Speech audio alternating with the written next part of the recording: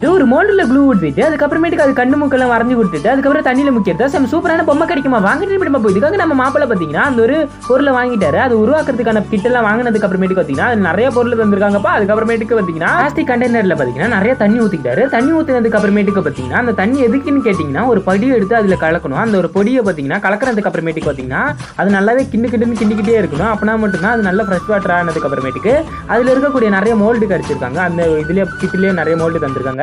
அதுல ஆமை நண்டு அப்புறம் வாத்தோட இதெல்லாம் எடுத்ததுக்கு அப்புறம் அதுல க்ளூ எல்லாம் போட்டதுக்கு அப்புறமேட்டுக்கு பாத்தீங்கன்னா சூப்பராக வரையறாருல. அதுக்கப்புறமேட்டுக்கு என்ன ஆகுதுன்னு தெரிஞ்சுக்கணும் நம்ம சேனல் லைக் அண்ட் சப்ஸ்கிரைப் பண்ணிட்டு கியூட்டான நேம் என்னன்னு கீழே கமெண்ட் பண்ணிடுங்க. இந்த ஒரு நேம் எதனால கமெண்ட் பண்ணணும்னு கேட்டீங்கன்னா இந்த ஒரு நேம் எல்லாத்தையும் பாத்தீங்கன்னா நம்ம டிஸ்கிரிப்ஷன் இருக்கு பாத்தீங்களா சேனலோட டிஸ்கிரிப்ஷன் அதுல சப்ஸ்கிரைபர்னு சொல்லிட்டு உங்க பேரை மென்ஷன் பண்ணிடுவேன். அதனால கீழே கமெண்ட் பண்ணிட்டு பார்த்து முடிச்சு 24 hours கழிச்சு உங்களோட பேர் அதுல மென்ஷன் ஆயிருக்கும். அதுக்கப்புறமேட்டுக்கு நம்ம மாப்பிள்ள பாத்தீங்கன்னா இந்த பொம்மை எல்லாத்தையுமே எடுத்து பாத்தீங்கன்னா அந்த ஒரு தண்ணியில முக்கிட்டாரு. முக்கினதுக்கு அப்புறமேட்டுக்கு சூப்பராகவே அதுல காட்டின மாதிரி பொம்மை ஆயிடுச்சுப்பா.